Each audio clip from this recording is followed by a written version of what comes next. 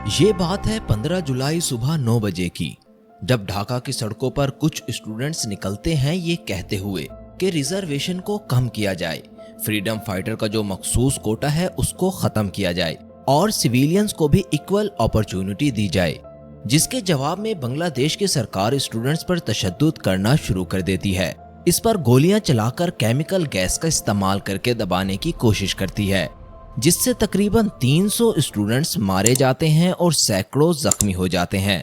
बांग्लादेश की prime minister इस protest को एक रजाकार प्रोटेस्ट करार दे देती है, जिसके चलते बांग्लादेश में एक जंग का आलम बन जाता है। इंटरनेट बंद होने की वजह से इंटरनेशनल कनेक्ट्स भी टूट जाते हैं।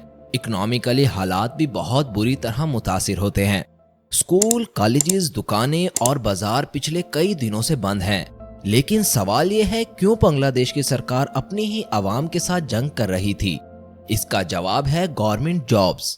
बांग्लादेश में हाई इनकम मिलने की वजह से गवर्नमेंट जॉब्स को बहुत अहमियत दी जाती है, लेकिन ये गवर्नमेंट जॉब सिर्फ मखसूस लोगों को ही दी जाती हैं, जिनमें सिर्फ 30% जॉब्स तो फ्रीडम फाइटर्स और उनके रिलेटिव्स के लिए होती हैं, जो 1971 की जंग में पाकिस्तान के खिलाफ लड़े थे आज़ादी के लिए।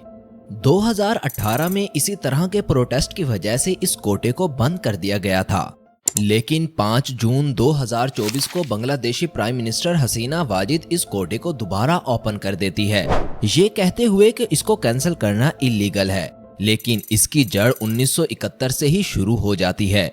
असल में पार्टीशन के बाद से ही पाकिस्तान 2 हिस्सों में आजाद हुआ था, वेस्ट पाकिस्तान और ईस्ट पाकिस्तान। दोनों में ही 2000 किलोमीटर का फासला था। दोनों ही खित्तों में पॉपुलेशन मुसलमानों की थी, लेकिन लैंग्वेजेस मुख्तलिफ थीं। वेस्ट पाकिस्तान में ज्यादातर लोग उर्दू और पंजाबी बोलते थे, जबकि ईस्ट पाकिस्तान में ज्यादातर बंगाली लोग थे और बंगाली ही बोलते थे। ईस्ट पाकिस्तान में पॉपुलेशन वेस्ट पाकिस्तान से ज्यादा थी, लेकिन फिर भी इकोनॉमिक का 70% वेस्ट पाकिस्तान को ही मिलता था, और ये बात ईस्ट पाकिस्तान के लोगों को बहुत बुरी लगती थी। प्रेसिडेंट भी सिर्फ वेस्ट पाकिस्तान से ही मुंतखब किए जाते थे, लेकिन इन सब के बावजूद भी पाकिस्तान 20 साल तक सस्टेनेबल रहता है। 1970 में पाकिस्तान मिलिट्री चीफ याह्या खान पाकिस्तान में पहला इलेक्शन कंडक्ट करवाते हैं।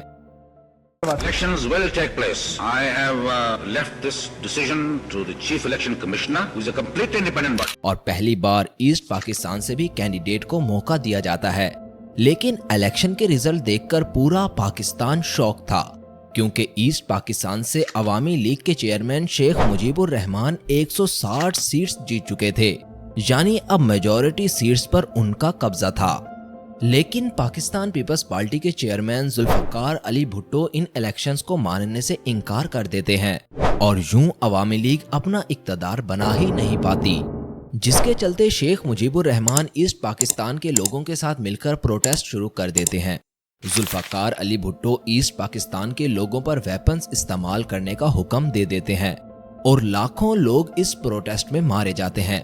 शेख मुजीबुर रहमान को भी ईस्ट पाकिस्तान से अरेस्ट करके वेस्ट पाकिस्तान लाया जाता है, लेकिन अरेस्ट होने से पहले ही वो ईस्ट पाकिस्तान को इंडिपेंडेंट डिक्लेयर कर देते हैं। This may be my last message. From today, Bangladesh is independent.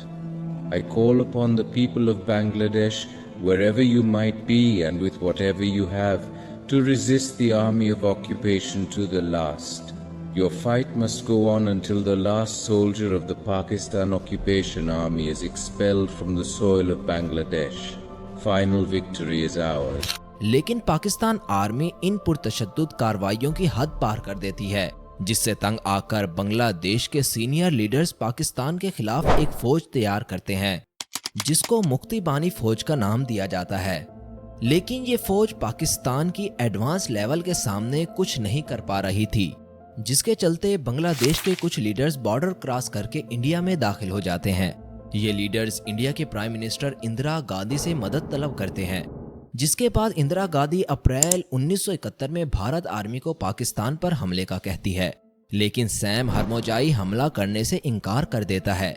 लेकिन पाकिस्तान को ये पता था कि इंडिया इन पर हमला कर सकता है, तो इससे पहले वो खुद इंडिया पर हमला कर देते हैं, और 16 दिसंबर 1971 को पाकिस्तान ये जंग हार जाता है। और इस जंग में बांग्लादेश के लोगों ने भी शिरकत की, जिनको फ्रीडम फाइटर का नाम दिया गया।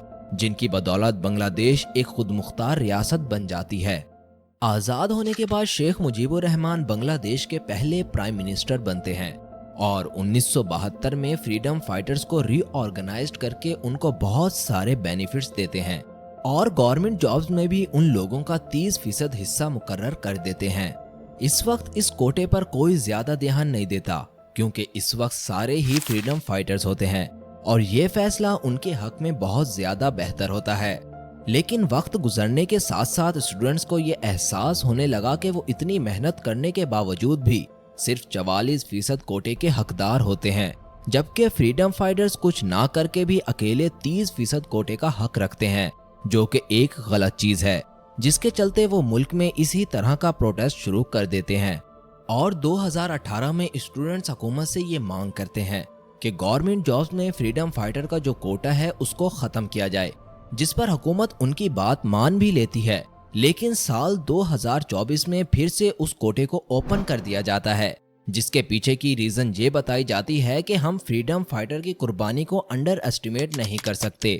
ऐसा करना एक गलत बात है, जिसके बाद फिर से मुल्क में प्रोटेस्ट शुरू हो जाते हैं, जिसका नतीजा आज आपके सामने है।